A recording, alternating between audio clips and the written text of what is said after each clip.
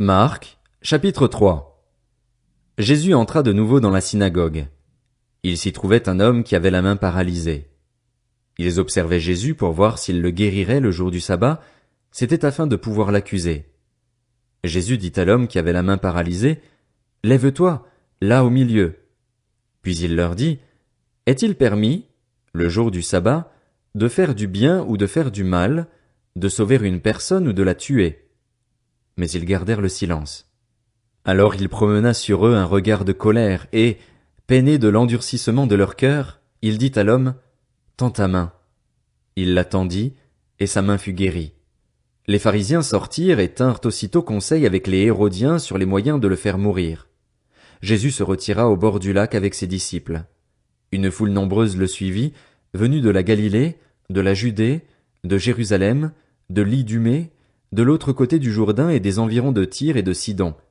Cette foule vint à lui car elle avait appris tout ce qu'il faisait. Il dit à ses disciples de tenir toujours à sa disposition une petite barque afin de ne pas être écrasé par la foule. En effet, comme il guérissait beaucoup de gens, tous ceux qui avaient des maladies se jetaient sur lui pour le toucher. Les esprits impurs, quand ils le voyaient, se prosternaient devant lui et s'écriaient « Tu es le Fils de Dieu !» Mais il leur recommandait très sévèrement de ne pas le faire connaître. Il monta ensuite sur la montagne. Il appela ceux qu'il voulait, et ils vinrent vers lui. Il en établit 12, auxquels il donna le nom d'apôtres, pour qu'ils soient avec lui, et pour les envoyer prêcher avec le pouvoir de guérir les maladies et de chasser les démons. Voici les 12 qu'il établit.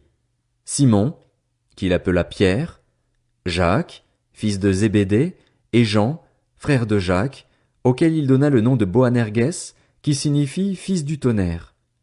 André, Philippe, Barthélemy, Matthieu, Thomas, Jacques, fils d'Alphée, Thaddée, Simon le Cananite, et Judas l'Iscariote, celui qui trahit Jésus.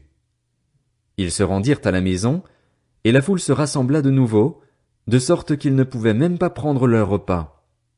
Lorsqu'ils l'apprirent, les membres de la famille de Jésus vinrent pour s'emparer de lui, car ils disaient « Il a perdu la raison ». Les spécialistes de la loi qui étaient descendus de Jérusalem disaient « Il a en lui Béelzébul. C'est par le prince des démons qu'il chasse les démons. » Jésus les appela et leur dit sous forme de parabole « Comment Satan peut-il chasser Satan? Si un royaume est confronté à des luttes internes, ce royaume ne peut pas subsister, et si une famille est confrontée à des luttes internes, cette famille ne peut pas subsister. Si donc Satan se dresse contre lui-même, s'il est divisé, il ne peut pas subsister, c'en est fini de lui. Personne ne peut entrer dans la maison d'un homme fort et piller ses biens sans avoir d'abord attaché cet homme fort. Alors seulement il pillera sa maison. Je vous le dis en vérité, tous les péchés seront pardonnés aux hommes, ainsi que les blasphèmes qu'ils auront proférés, mais celui qui blasphémera contre le Saint-Esprit n'obtiendra jamais de pardon. Il mérite une condamnation éternelle.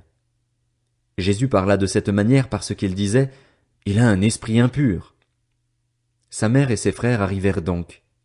Ils se tenaient dehors et l'envoyaient rappeler.